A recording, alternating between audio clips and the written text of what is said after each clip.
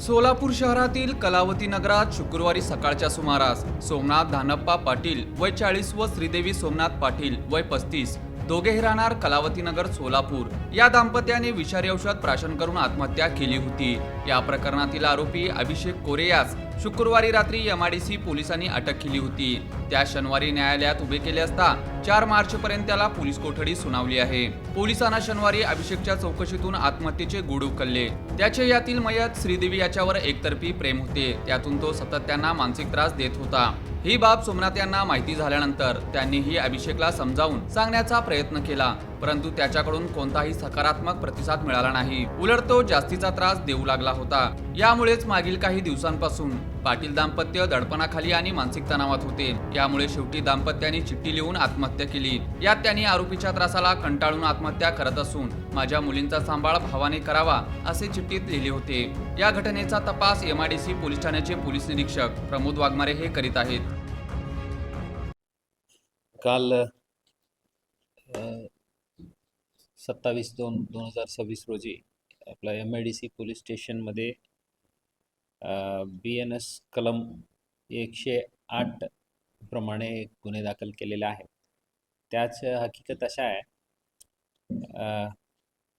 कलावती नगर MIDC इथे राहणारे सोमनाथ पाटील आणि त्यांच्या पत्नी श्रीदेवी सोमनाथ पाटील दोघंजणांनी विषसारखा गोष्ट प्राशन करून आत्महत्या केलेला आहे।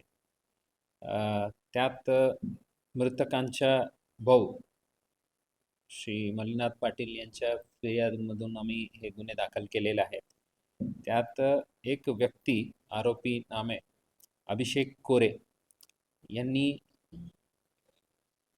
श्रीदेवी सोमनाथ पाटील यांना खूप दिवसापासून त्रास देत होतो। त्यांच्या त्रासात कंटाळून ते आत्महत्या करत आहेत अशा आम्हाला सुसाईड नोट मिळालेला आहे। त्या आधारावर गुन्हे दाखल करून आरोपी अटक करून पुढील तपास करण्यात येत आहे। सर, त्यामध्ये काय नक्की सुसाईड नोटमध्ये कारण दिलेलं आहे, काय आक्षेप नोंदवला आरोपी? हे जे अभिषेक दत्तात्रय कोरे यांना अशा जे AK अशा उल्लेख करून यांच्या त्रासात कंटाळून आत्महत्या करत आहेत म्हणून उल्लेख आहे आणि त्या आधारावर ताबडतोब आम्ही जे काही बेसिक टेक्निकल इंटेलिजन्स गॅदर करायचे ते करून आरोपींना कर्नाटक राज्याच्या विजापूरमधून ताब्यात घेतलेला आहे।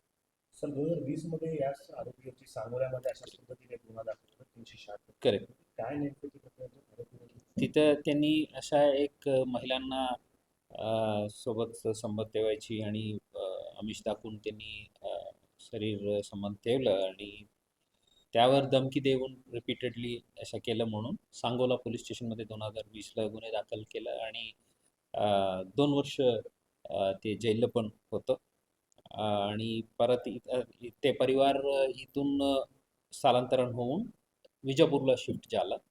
तरी इथं हे कृत्य आता केलं हे आढळून आलेलं आहे। ताबडतोब आपलं टीमनी विजापूरमधून त्यांना ताब्यात घेतलेलं आहे आणि अटक प्रक्रिया करण्यात आलेला आहे।